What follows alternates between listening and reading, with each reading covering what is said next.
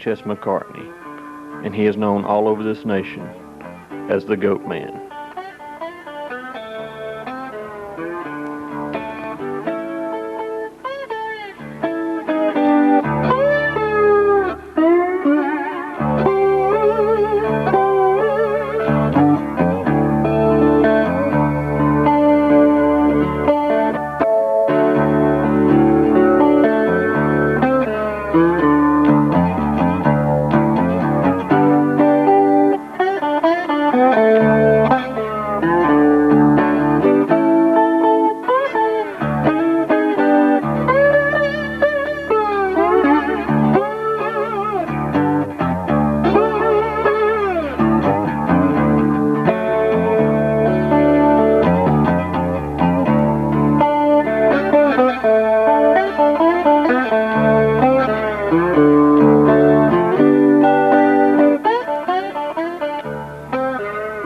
During his 30-odd years on the road, he traveled hundreds of thousands of miles and had been in 49 of the 50 states and into Canada.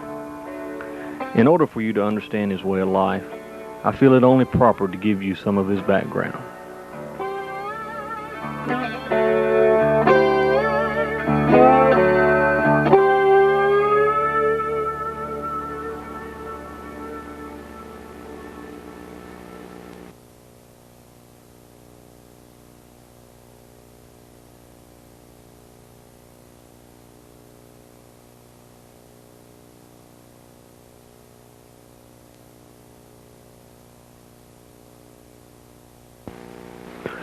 Charles Ches McCartney was born at Van Buren Township near Wauchier in Keokuk County, Iowa, the son of William Albert McCartney and Levizie Russell McCartney on July 6, 1901.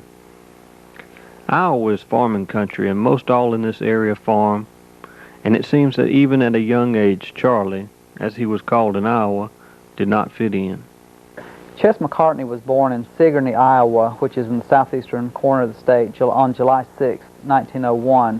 A lot of people have heard varying ages for him, 104, 108, but he's actually 91 years old as of this time.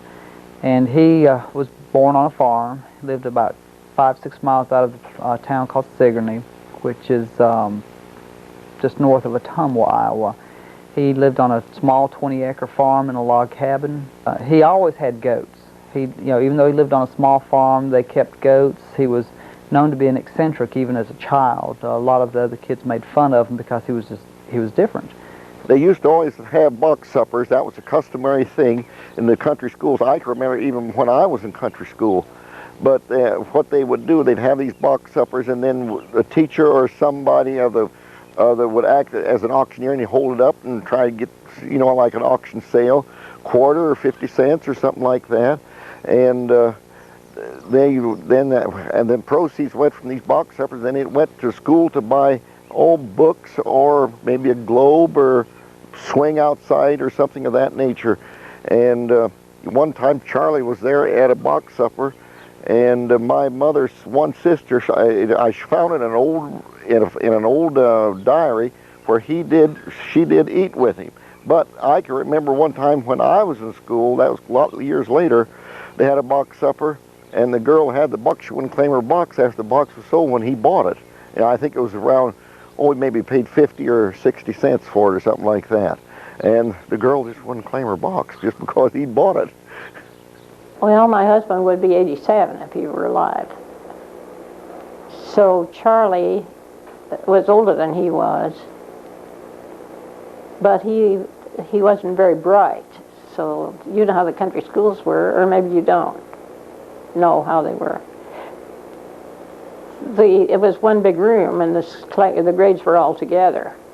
And Charlie would have been bigger, but I said, the kids picked on him because he wasn't too bright, really.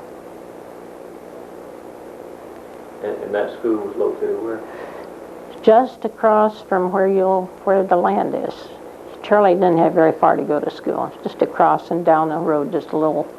And I haven't been out that road for a while, so I'm not sure whether that building is there anymore. I think maybe it's gone too now. It's out in Van Buren Township, about 7-8 miles out, not very far. And Oh, they picked on him rudely. I'm not going to tell you all the things he used to say they did to Charlie. But he did end up being the butt of a lot of jokes. Yes, they picked on him a lot. I suppose there were about 12 or 14 kids in that school at that time.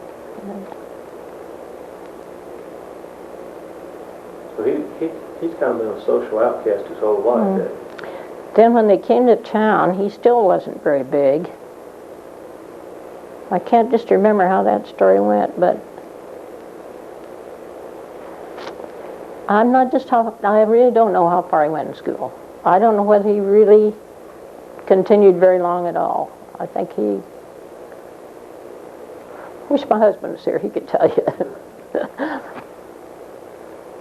But to talk to him now, he reads a lot, and he knows what's going on. Oh, I don't doubt it a bit. There's no reason he shouldn't. He's spent all his life at it.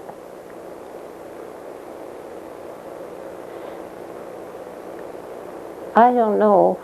As I told you, a lot of people are not heroes in their own hometown. And Charlie may be a lot better man than I think he is, and probably is, because I haven't seen him in years. He could have changed an awful lot. At the age of 14, he ran off to New York City. There he met a girl who's a Spanish knife thrower. She was 24, and they got married and lived together for at least a couple of years. She made her living by throwing knives at him in the local bars and pubs. And since the bigger tips came when she threw knives closer and closer to his head, he made sure that the knives were real sharp so that she wouldn't have to pick them up and throw them again. Then after a couple of years with her, he returned to Sigourney, had another wife that I haven't been able to track down, supposedly was from Chicago, and then married Sadie Smithhart, who is the mother of Gene, his only son that we can prove exists at this time, though I suspect there are other children and other wives around. He was well known for his goat wagon around Sigourney. He used to go to all the local fairs, and he would go to the Watchier Fair whenever the carnival came once or twice a year and would wrestle. That was the way he made some spending money, was by wrestling.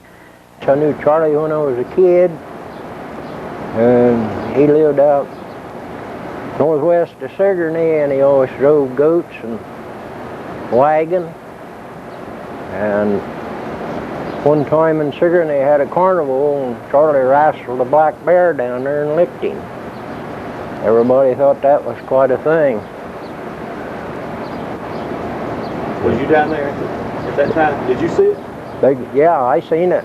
I was just a kid, but I remember it. I don't know. It's been a long time ago, but I remembered him. When they brought him on the stage, they pulled him on with his hair. He never walked on. They drug him on by his hair. He wrestled that bear and licked him. But Charlie's pretty well known everywhere. He was kind of odd, but he was good-hearted.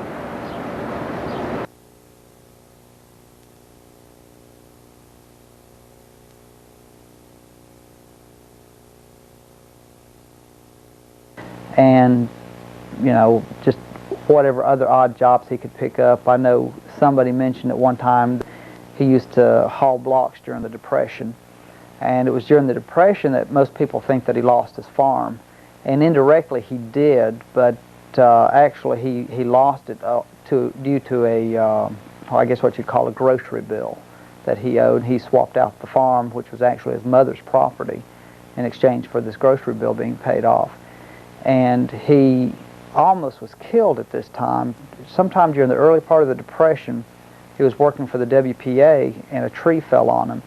Supposedly left him out in the woods for hours before they ever found him, and when the people found him, they thought he was dead. Took him to the local funeral home, and the mortician was sticking his arm with the embalming needle to prepare the body when he woke up. And so, you know, he was hurt real bad, and if you look closely, you can see how his left arm is real severely deformed. And as a result, he was disabled, and this was back in the days when welfare was just getting started. So he, rather than go on welfare, he decided that he'd rather go on the road with his goats. Couldn't do anything else for a living. and he had Sadie sew up goatskin clothes and sort of looked like Robinson Crusoe. And he dressed Albert Jean, his son, up in goatskin clothes and had a couple of covered wagons, and they took off to the road, decided to go to the World's Fair again, traveled around a while.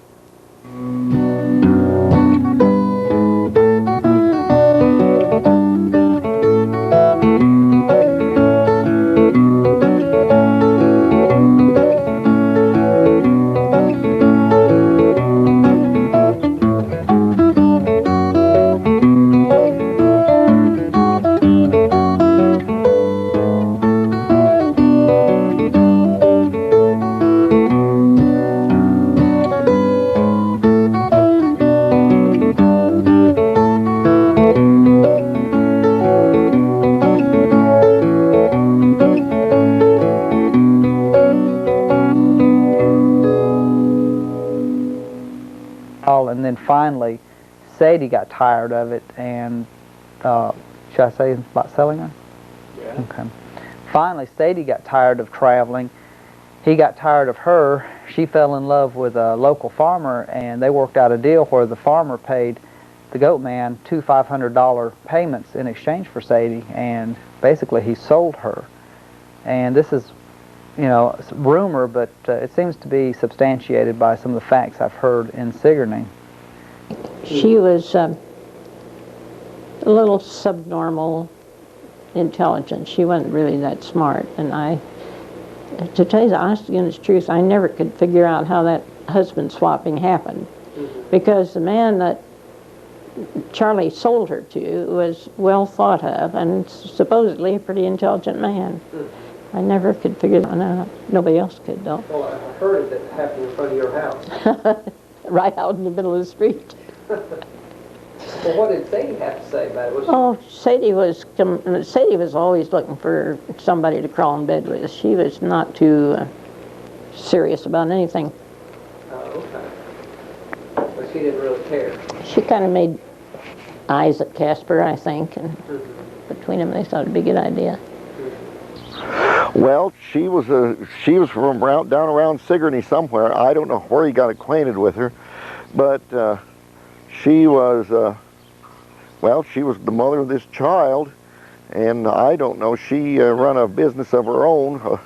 It wasn't the most honorable business, but it was a business. So, and the two $500 payments paid for the divorce for the goat man, paid for the divorce for the farmer, and I guess the wedding for the farmer and Sadie. Though from what I've been told, Sadie always had her eye on the goat man. Whenever he came back to town, she always went out to see him and never quite forgot him. And I believe she died within the last couple of years or so. And the girl that the farmer divorced was in the same nursing home with her and died about the same time, I believe.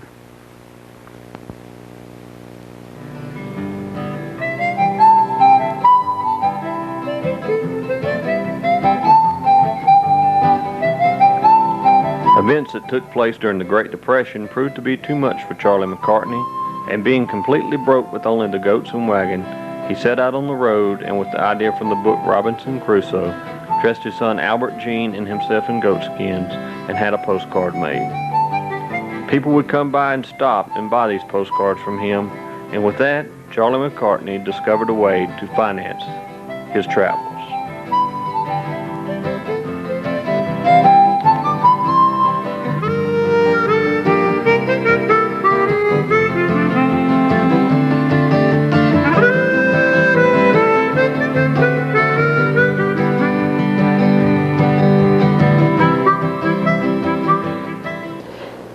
My husband and I, he was a long-distance trucker, and I also had a chauffeur's license, and I used to drive with him some, and we had a meat market, too, for 22 years in town here.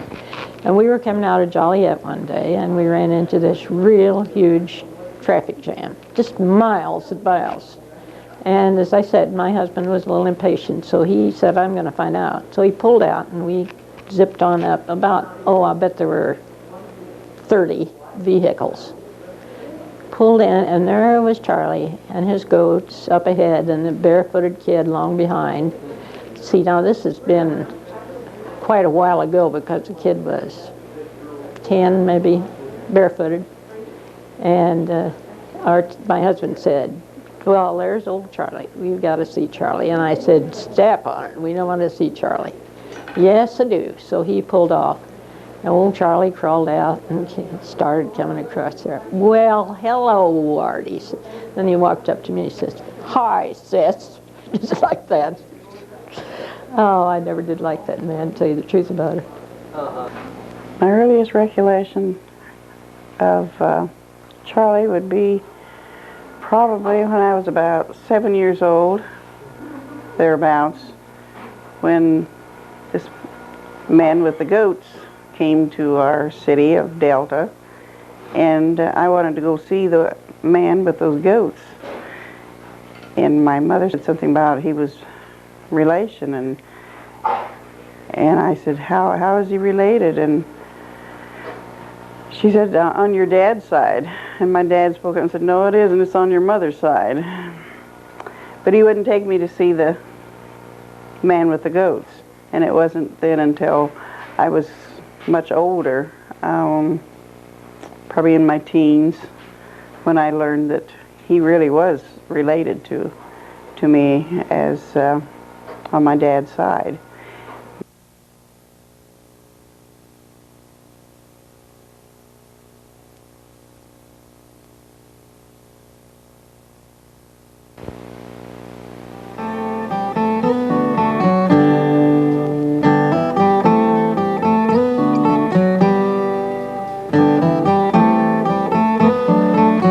Charlie was becoming well known as the man with the goats, and his travels were taking him further and further away from his Sigourney home.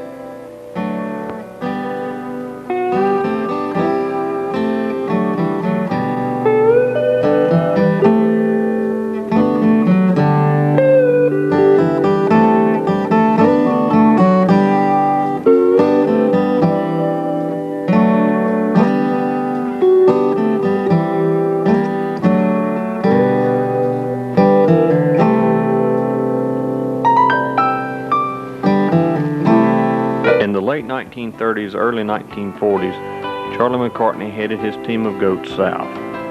With his postcard business intact, he started a new vocation, preaching.